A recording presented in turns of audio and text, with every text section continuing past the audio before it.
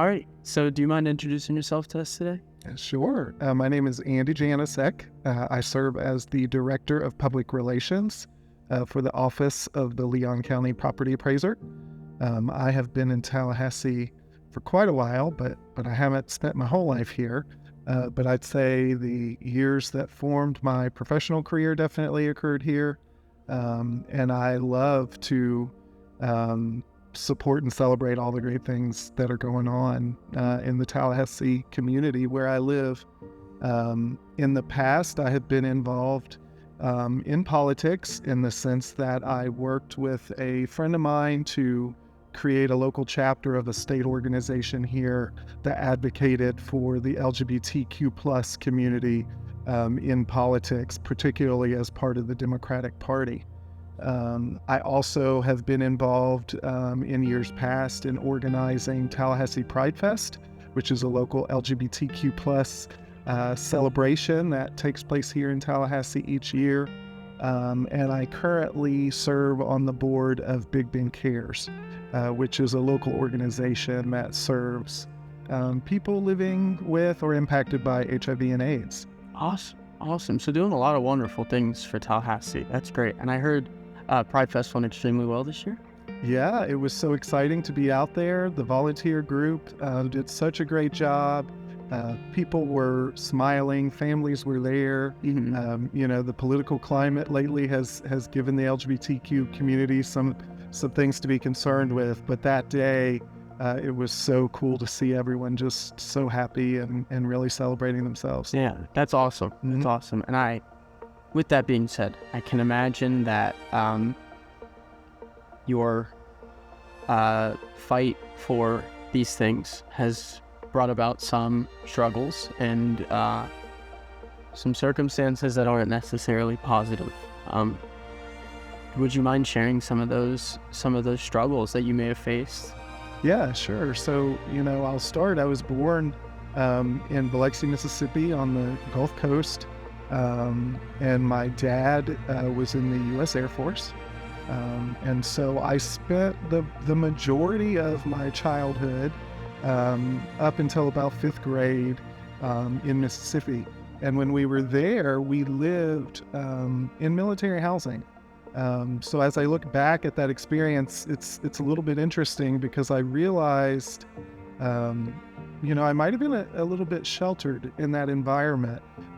We lived behind gates. There was literally an armed guard at the front who would let us in because we lived there, but the public wasn't allowed in. So we were very protected in our neighborhood.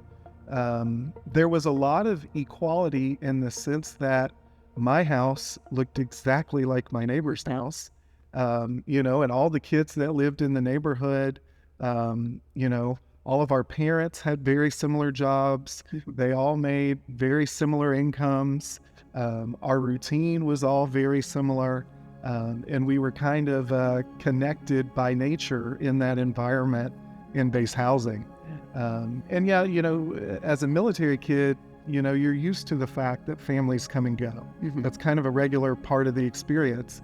One day your friend is like, hey, I got to tell you, my family and my dad got orders and we're going to be moving in a week. And so that kind of thing, it becomes normal, but it wasn't just that. It was a little bit different, being a kid living on a military base, and it might have been for folks who didn't, because of the fact that we lost our neighbors and our friends. But, it was also unique because making friends was sort of natural. Mm-hmm. I remember when I was young, it wasn't difficult to do. We all just lived in the same neighborhood. We all got transplanted there from wherever our families were stationed before. And so making friends and developing relationships in that closed environment was pretty easy. It wasn't difficult. So around the 5th grade, it became our turn to go somewhere else. And so we got orders to go to New Mexico. And that's where I lived before living here in Florida. And that was quite a transition. Granted, there was a lot of the same things going on there in the sense that we all lived on military in military housing. Our homes were the same. The types of things we wore were the same. We all shopped at the base exchange. So you have those things that kind of equalize everyone.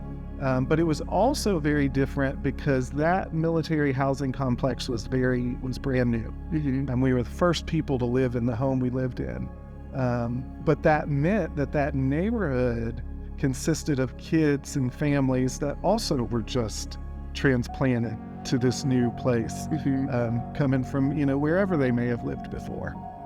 So it was a little bit different in that, now I've left that safe space that was all very familiar in Mississippi, and now we're in a whole new part of the country where cultures are different, the things people do every day are different, the stores you shop at are different. It was a lot to adjust to. At the same time, I was making that transition, that social transition, from like 5th grade to 6th grade. And for me, middle school might have been one of the toughest times in my school history, just because at that age I think everybody's a jerk. And so I was adjusting to that, and also adapting to the fact that the people in New Mexico were very different than the folks I was used to in Mississippi. That didn't work out too well for my family. We really had a hard time in New Mexico. And ultimately what happened is my dad retired from the Air Force. And we had a choice. And I think we narrowed it down to a few places we might decide to move. But Tallahassee became the pick. And so we actually came from New Mexico to Tallahassee in a U-Haul. It was our first time, kind of, at least for me, dealing with the fact that, my parents have to go find a house now. They're not just going to move into some military housing, they've got to go find a house. And now I'm going to be in a neighborhood with kids who are from all over, they're not military kids. They're just whoever happens to be living there. So that was a big change. And then moving here in Tallahassee, I started the 6th grade, which, going back to just kids in middle school, I think that's when we're all like the worst to each other, because we're adapting to a changing world, and we think we're becoming older, and so middle school provides an interesting time. But so I'd say it was around that time that things started to get a little different for me. Biloxi was great. I did very well in school there. I was in a gifted program. Getting straight A's was like nothing I had to work to even do. Middle school, or in New Mexico, I would say I was still pretty much at that level. Like, things were going well. School was easy, that kind of thing. I started to see things changing when I got into middle school, and that was here in Tallahassee. And there were a couple of things at play at that point. One is, I would say, school just wasn't as easy as it might have been in elementary school. So I do acknowledge that I think I discovered that I needed to put a little bit of effort into it, whereas before maybe I didn't. But around that time, I was also coming to terms with my own sexuality. I don't really remember thinking much about that prior to about 6th grade or so.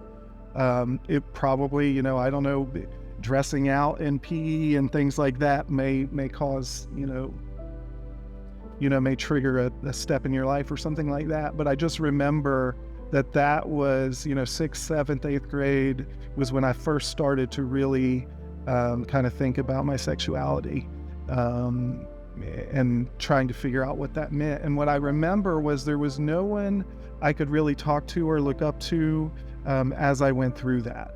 I did find support online, believe it or not. So that when this was going on, we're talking about 1999, moving into the early 2000s. And of course I had AOL, and there were some chat rooms and things like that.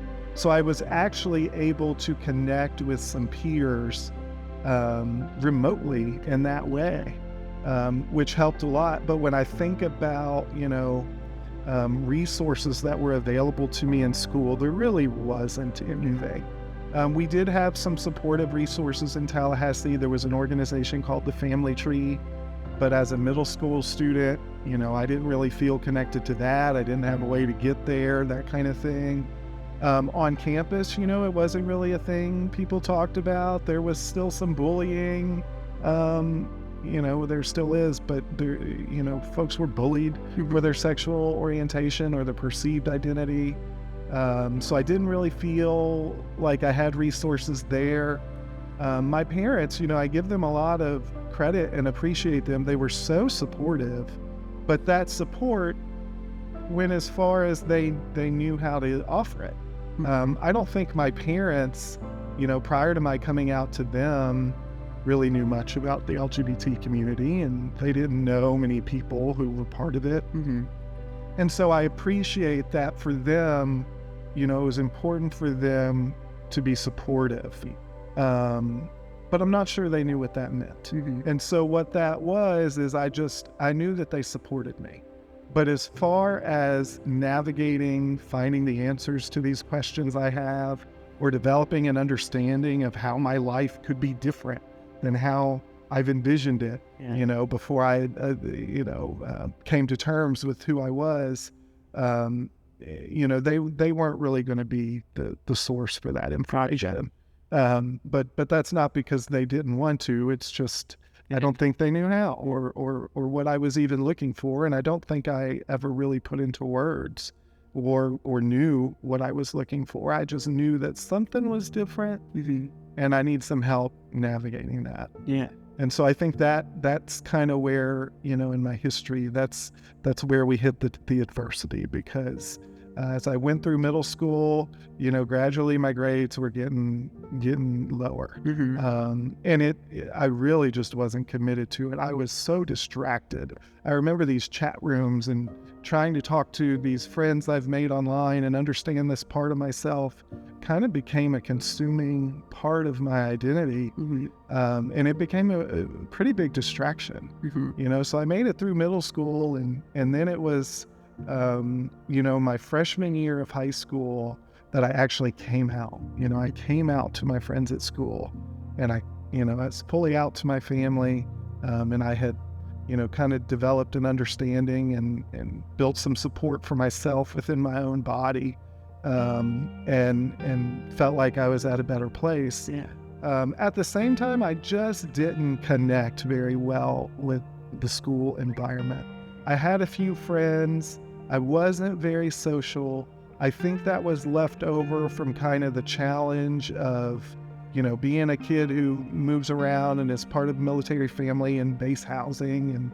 And now I'm in this open world where everyone's so different and there's nothing that easily connects us together. So I think I really struggled to make, good friendships. So around the same time, I'm questioning my identity. I'm questioning myself. I'm also kind of feeling like I just don't quite feel in, feel, like I'm in with the in crowd, or that, I've got a lot of, close friends. And so that kind of just piles up. And before I knew it, school was really at the back of the list. So, I think it probably started in, probably my sophomore year. There were days that I would skip school. That continued on. And eventually I dropped out of my high school. And prior to that, I was an AP student, but I dropped out of school. I took a break. I appreciate that my mother, at that point gave me room to navigate the way I needed to navigate, but at the same time, there was an expectation that I have to do something. So I actually ended up going to high school again. So I dropped out in 10th grade at one school, and then I started at a different school as an 11th grader. And I tried really hard, but I really just couldn't overcome the distraction. It was still going on. And I dropped out again. So I didn't actually finish my 11th grade year. And I remember that being really challenging because, of course, my whole life, like, school's easy. There's this expectation that you're going to go to college, you're going to do, and then all of a sudden, none of that seemed like it was feasible. At that point, I'm a high school dropout. Surely I'm not going to go to college, that kind of thing. It really took a toll on me. And I remember it being very weird into that next year as like my peers, my friends were now seniors in high school. Yeah. And I was a dropout. I was just working, I was doing work to raise some money for myself. And so I eventually set a target, with my mother's help. I got a GED.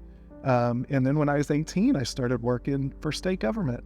And it was, just an entry-level job in a call center, answering phone calls, that kind of thing. But that got me started with at least a path. It wasn't going to be college, but I had gotten a GED. I now had a job. I didn't really realize what it meant at the time, but my job had benefits and insurance and some other things that came along with it. So that was really nice. So, kind of the rest is history. I ended up working in state government for about 17 years. And I worked my way up in the ranks. And I ended up using a tuition waiver program offered to state employees to go back to school. That's awesome. And so I ended up getting an associate's degree and then a bachelor's degree, and I've done some coursework towards my master's. But that wasn't easy to get from point A to B. And it took a lot of learning more about myself.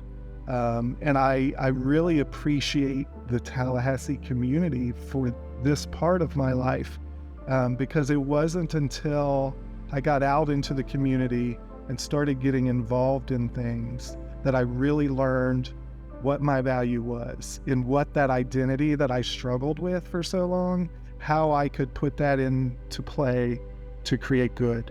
And so I just remember always being inspired that, that young student that felt like he wasn't seen and went from being, an AP student to a dropout.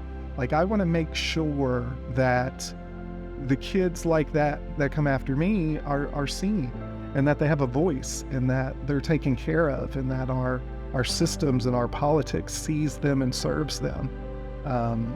So for me, that led me to realizing around back then we were dealing with a constitutional amendment was on the ballot.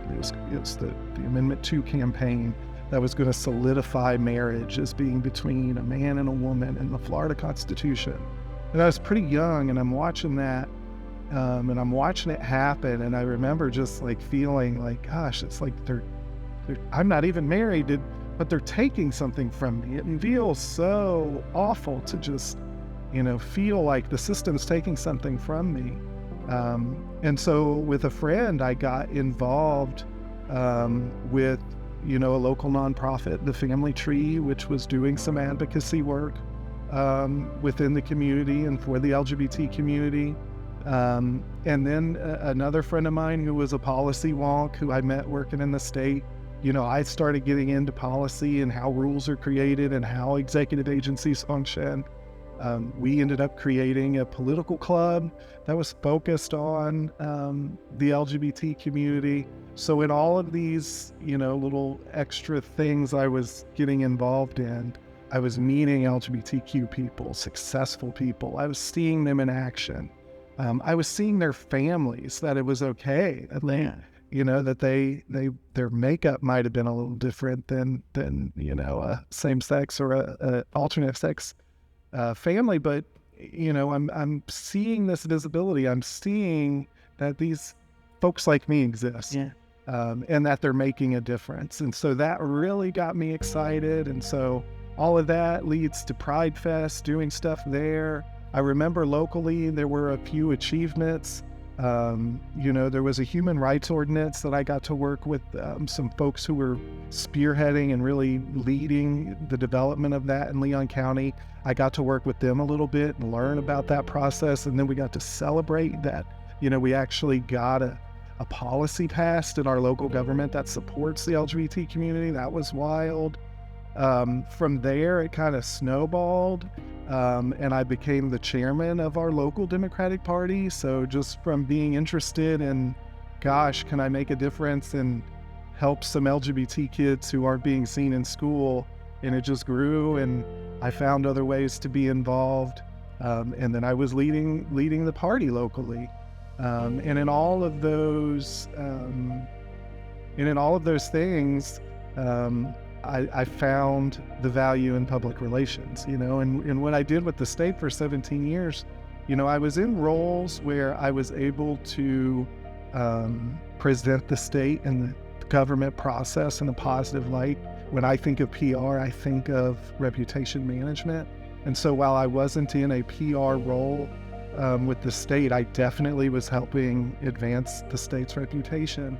But in building, the political club, and in building the annual event, in building a system of support within our local political party, I realized the power and the importance of relationship management and networking and making relationships and nurturing them.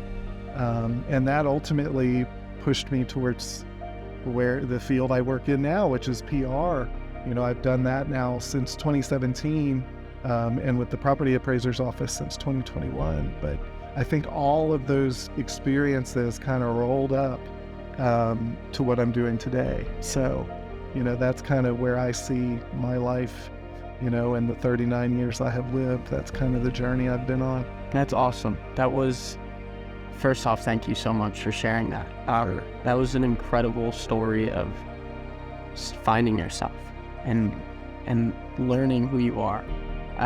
One thing that I noticed throughout that was a huge shift from when you were a kid to now is the availability of resources.